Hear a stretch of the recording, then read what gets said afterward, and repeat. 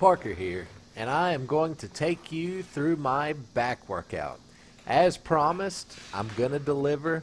This is my personalized back workout. Now, this back workout in specific is awesome for building thickness and building width. A lot of people think that barbell rows and the like only builds thickness. That's 100% not true. I've done barbell rows for years, and I've stayed away from any type of pull-up movement, and the width of my lats has increased.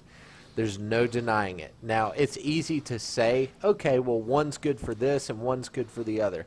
If you can see my elbows here, my elbows are pretty close to my torso, and I'm elbowing back here. You can see that the muscle moves from front to back rather than on a lat pull down from up to down, you know. So would it hit a different area of fibers? Technically, yes, but I feel you can exhaust the lat fibers a lot better with a row, because the lat muscle really is designed to row in many different ranges of motion. Technically, a lat pull down is an overhead row. It's a row from up to down. So you're taking the bar, if you can imagine a lat pull down, and you're driving your elbows down. It's technically a seated overhead row, which is really cool. The lats are just responsible for rowing. Look at that. That is my V-taper just rowing for the past 2 years. That ain't too shabby, especially when you're talking about not being on gear. But it is what it is. I can literally do this workout with just a little bit of weight and a barbell, or you can use a strict curl bar, or you can use dumbbells. Now, my form here, if you'll notice, as my elbows are traveling up, I'm not rowing against my thighs here. I'm rowing above it. I'm almost touching my navel with the bar here. There's a reason for that. The more towards your navel that you are rowing, the more upper back and upper lat you are going to be recruiting, which for me is a little bit of a weaker area.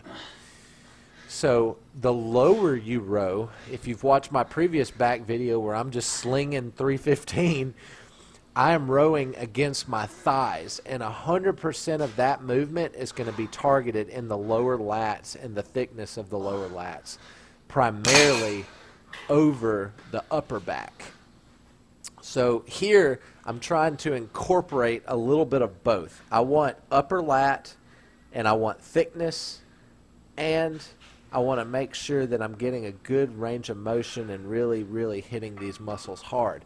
You'll notice I'm not using a ton of weight. I was slinging 315 pretty easily.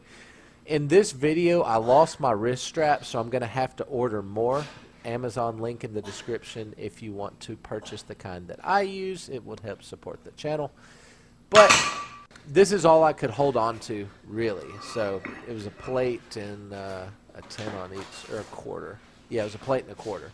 Now, on my first exercise, just to really make sure my lats are going to be torched, I take off the 25 on each side, and I am going to do technically a drop set. So I am just going, this is seconds after I got done with that last set, and I at this point am just using any amount of energy I have left to squeeze my elbows up and feel my lats. Now, as I'm recording this, this is the day after. My lats are so sore, I woke up this morning and felt like I got hit by a freight train.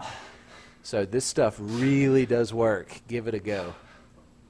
But just squeezing this out. And this is a view from the back. Now, what I'm doing here is, you really can't see the bar, is this is a T-bar row. I've got the bar with a plate on the back of it, and I'm gripping with my hands cupped together. And what I'm trying to do here is I'm trying to lengthen the lat by raising my shoulders up, and then as I'm pulling the weight up, I drop my shoulders down as hard as I can and squeeze my lats with my elbows. So this isn't the best view. I was kind of experimenting with the camera angles there. so you have to bear with me. This is a different angle as well. You can see that, you know, I've got a little width there. It's completely from rowing. You know, I've ordered a little power rack with a lat pull down or a pull up bar, so I'll be doing that probably close to September, December when it comes in due to the whole COVID thing. But I mean, this exercise is really simple, guys. If your lats are not growing, you're not optimizing your movements, which means you're not really feeling your lats contract optimally. With this movement, my shoulders come up at the bottom and my shoulder blades come down, and I'm squeezing as hard as I can. You can actually see feathers in my lats as I do them.